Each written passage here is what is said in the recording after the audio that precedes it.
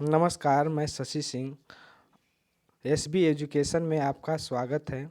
आज के सेशन में जो हम टॉपिक पढ़ने वाले हैं ये ऑल गवर्नमेंट्स एग्ज़ाम के लिए इम्पॉर्टेंट है।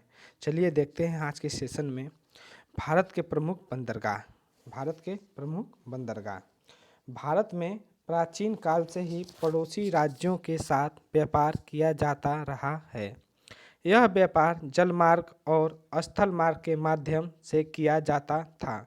जल मार्ग से नाव के माध्यम से किया जाता था। आधुनिक समय में यह व्यापार जलयानों के द्वारा किया जाता है। जलयानों से व्यापार वायुयान की अपेक्षा सस्ता पड़ता है। व्यापार करने के लिए नदी या समुद्र के तटों पर कई प्रकार की सुविधा प्रदान की जाती है, जिससे जलयानों का आवागमन आसानी से किया जा सके। इन्हें ही बंदरगाह कहा जाता है। भारत के 13 बड़े तथा 200 से अधिक छोटे बंदरगाह हैं। आज हम भारत के 13 बड़े बंदरगाहों के बारे में विशेष चर्चा करेंगे। चलिए देखते हैं। पहला नंबर, मुंबई बंदरगाह। मुंबई बंदरगाह महाराष्ट्र राज्य में स्थित है। यह एक प्राकृतिक बंदरगाह है। यहाँ पर सर्वाधिक व्यापार किया जाता है। मुंबई बंदरगाह को हम भारत का प्रवेश द्वार भी कहते हैं। चलिए नेक्स्ट देखते हैं। दूसरा नंबर, नवा सेवा बंदरगाह, इसे हम जवाहरलाल नेहरू बंदरगाह कहते हैं। यह एक कृत्रिम बंदरगाह है। यह महाराष्ट्र राज्य में स्थित है। इसका निर्माण मुंबई बंदरगाह के भार को कम करने के लिए किया गया है। कांडला बंदरगाह। तीसरा नंबर, कांडला बंदरगाह। यह भारत के गुजरात राज्य में स्थित है। यह गुजरात में कच्छ की खाड़ी में स्थित है। इस बंदरगाह में मुख्य रूप से वस्तुओं का आयात किया जाता है। चलते हैं नेक्स्ट बंदरगाह पे। नंबर चौथा, मुर्मुगांव बंदरगाह। यह बंदरगाह गोवा राज्य में स्थित है। ईरान को लौह अयस्क का निर्यात इसी बंदरगाह से किया जाता है। इसकी स्थिति जुआरी नदी पर है। जुआरी नदी गोवा की सबसे बड़ी नदी मानी जाती है। चलते हैं नेक्स्ट पाँचवा नंबर पे, न्यू मंगलोर बंदरगाह। न्यू मंगलोर कर्नाटक का सबसे बड़ा बंदरगाह है। अरब देशों में लौह अयस्क का निर्यात इसी बंदरगाह से किया जाता है।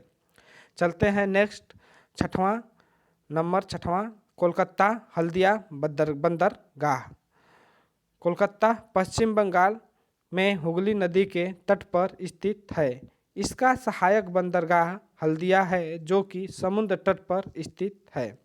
चलते हैं नेक्स्ट सातवां नंबर, पारादीप बंदरगाह।